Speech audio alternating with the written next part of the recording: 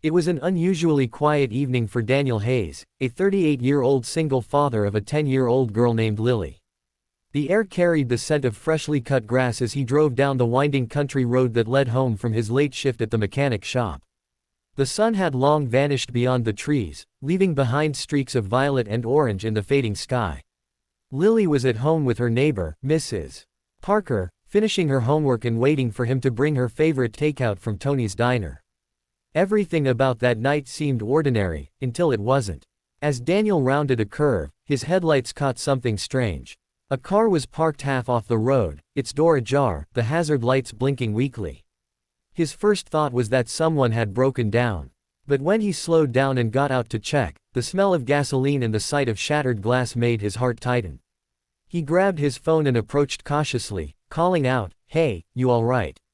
That's when he saw her, a woman in a police uniform, slumped over the steering wheel, blood staining her shirt. Daniel's instincts kicked in. He threw open the car door and checked her pulse. It was faint but still there. Her radio crackled beside her, but the signal was too weak to make out the words. "Hang on, I've got you," Daniel muttered.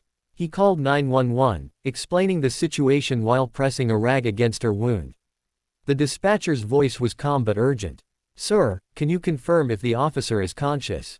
She's breathing, barely. She's been shot. Help is on the way. Stay with her. Keep pressure on the wound." Daniel nodded, though no one could see him. "You're gonna be fine," he whispered to her. "Just hold on." The officer's eyes fluttered open for a second. "Don't let them find it," she murmured weakly before losing consciousness again. Her words puzzled him. "Find what?" Minutes later, sirens pierced the quiet countryside. Daniel stood up as paramedics and police swarmed the scene. One of the officers, a tall man with graying hair, rushed forward. "That's Officer Emma Carter," he said, voice thick with concern. "She's one of ours." Daniel stepped back, explaining everything he'd seen. As they loaded her into the ambulance, he couldn't shake her words from his mind. "Don't let them find it." The next day, Daniel woke to pounding on his door. Two detectives stood outside, badges glinting under the morning sun. "Mr. Hayes, we need to ask you a few questions about last night," said Detective Monroe, the older of the two. His tone was polite but probing. Daniel invited them in, offering coffee. They asked him to recount every detail: what time he found her, what she said, how long before help arrived. When he mentioned her final words, both detectives exchanged a brief, uneasy glance. Monroe scribbled something in his notebook. "Thank you for your time, Mr. Hayes. If we need anything else, we'll be in touch." After they left, Daniel's mind was restless. Something about the way they reacted didn't sit right with him. Later that afternoon, he went back to the spot where he'd found Emma's car. The area was taped off, but most of the police had cleared out. He noticed something glinting near the edge of the road, a small silver flash drive half buried in dirt. Carefully, he picked it up. Could this be what she was talking about? At home, he plugged it into his laptop. A folder popped open labeled, "Internal Files." Inside were dozens of documents and videos. The first video showed a hidden camera recording inside a police precinct office. Emma's voice came through, speaking in hushed tones to another officer. "They're covering it up," she said. "Those missing evidence files, they weren't lost. Someone's deleting them on purpose. The captain's involved." Daniel's pulse quickened as he scrolled through the files. There were reports of corruption, bribes, and falsified evidence linked to several high-ranking officers. It was clear Emma had uncovered something huge, something dangerous. Just then, he heard a knock on the door. His stomach twisted. He quickly yanked the flash drive out and slipped it into his pocket before opening the door.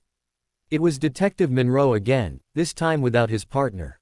"Afternoon, Mr. Hayes," he said, his tone more forceful now. "We realized we missed something. Mind if I come in?" Daniel hesitated. "Actually, I was just heading out to pick up my daughter." Monroe gave a tight smile. "Won't take long." As Monroe stepped inside, his eyes swept over the room, lingering on Daniel's laptop. "You haven't touched anything from the scene, have you?" Daniel forced a casual tone. "No, just been trying to forget the whole thing." Monroe nodded slowly, then leaned closer. "Officer Carter's situation, it's complicated. For your safety, I'd suggest you stay out of it." That night, Daniel barely slept. He couldn't shake the feeling he was being watched. Around midnight, his phone buzzed with an unknown number. When he answered, a weak voice came through. "Daniel, it's Emma." He sat up, heart racing. "You're alive. I'm at St. Mary's Hospital," she whispered. "They think I don't remember anything, but I do. They're after the files. Don't trust Monroe." Before he could respond, the line went dead. The next morning, Daniel dropped Lily off at school and drove straight to the hospital. When he arrived, a nurse stopped him. "Visiting hours aren't until noon. I'm a friend of Officer Carter's. Please, it's urgent." After some hesitation, the nurse let him in. Emma was pale but awake, her shoulder wrapped in bandages. She managed a faint smile when she saw him. "You found it, didn't you?" Daniel nodded and showed her the flash drive. "What's on it? Why were they trying to kill you?" She looked around nervously before speaking. "That drive has proof that Captain Reynolds and several officers have been selling confiscated drugs and weapons. I was gathering evidence for the FBI. But someone inside tipped them off. So they tried to silence you," Daniel said grimly. "Yes. And now they'll come for you, too." Suddenly, the sound of heavy boots echoed down the hall. Emma's eyes widened. "Hide it," she hissed. Daniel tucked the flash drive into his shoe just as two uniformed officers entered the room. "Mr. Hayes, we need to speak with you," one of them said. "I'm not going anywhere," Daniel replied. They exchanged glances. "This is a secure area, sir. You need to leave." Reluctantly, Daniel left the room. As he stepped outside, he saw Monroe standing by the nurse's station, talking to someone on his phone. Monroe's eyes met his for a split second, cold and knowing. Daniel drove straight to his friend Jake's house, a tech guy who owed him a few favors. Jake examined the flash drive and whistled softly. "Man, this is dynamite. You've got financial records, wire transfers, even hidden camera footage. If this gets out, half the department's going down. Can you back it up?" Daniel asked. "Already on it," Jake said. "But you should lay low." That night, Daniel picked up Lily from Mrs. Parker's. As they drove home, he noticed a dark SUV following them. He took a few random turns, but the SUV stayed behind. Panic surged in his chest. He drove faster, finally pulling into an abandoned gas station. He told Lily to stay in the car and called Jake. Before Jake could answer, the SUV's doors opened, and two men in black stepped out. Daniel grabbed a tire iron and stood his ground. "You've got the wrong guy," he said. One of the men smirked. "We're not here for you, Hayes. We just need what Officer Carter gave you." Daniel's heart pounded. "I don't know what you're talking about." The man took a step closer, reaching into his jacket. Just then, flashing lights lit up the darkness. Police cars screeched to a halt, surrounding them. Captain Reynolds stepped out, his expression unreadable. "Gentlemen, I'll take it from here," he said coolly. Daniel was handcuffed and shoved into a patrol car. He tried to explain, but no one listened. Hours later, he sat in an interrogation room, alone. Finally, the door opened, and Monroe walked in. "I told you to stay out of it," he said quietly. "You have no idea how deep this goes." Daniel stared at him. "You're part of it, aren't you?" Monroe sighed, then sat across from him. "I was. But not anymore. Carter was my partner once. I didn't want to believe she was right. But after last night, I know she was." "Then help me," Daniel pleaded. "The flash drive has everything. I gave it to a friend. If anything happens to me, it goes public." Monroe's eyes flickered with hesitation. "Where is it?" Daniel leaned forward. "You think I'd tell you that?" For a long moment, Monroe said nothing. Then he stood up and left the room. 2 hours later, the door opened again. A different officer stepped in, unlocked Daniel's cuffs, and whispered, "You're free to go." Confused but relieved, Daniel left the station. Outside, Emma was waiting in a wheelchair, a blanket draped over her lap. She smiled faintly. Monroe came through. He handed everything over to the FBI. "They're making arrests as we speak." Daniel exhaled deeply, the tension finally breaking.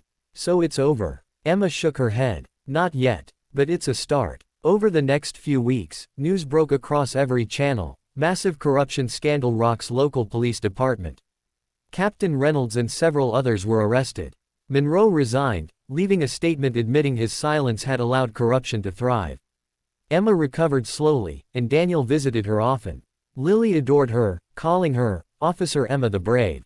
One afternoon, as they sat on a park bench watching Lily play, Emma turned to him. You could have walked away that night. Most people would have. Daniel smiled faintly. I couldn't. You reminded me of my wife, she was a cop too. Died in the line of duty. Emma's eyes softened. Then I guess we both over won. In the months that followed, Daniel and Emma grew close. She joined a new department under federal supervision, determined to rebuild her reputation. Daniel found peace knowing he'd done the right thing, even when it meant risking everything. The story of the single dad who found a dying cop spread through the community and beyond. Reporters called him a hero, though Daniel always said the real hero was the woman who refused to let the truth die with her. And somewhere, deep in the evidence archives of the FBI, that silver flash drive remained, a reminder that courage and integrity can survive even in the darkest corners of justice.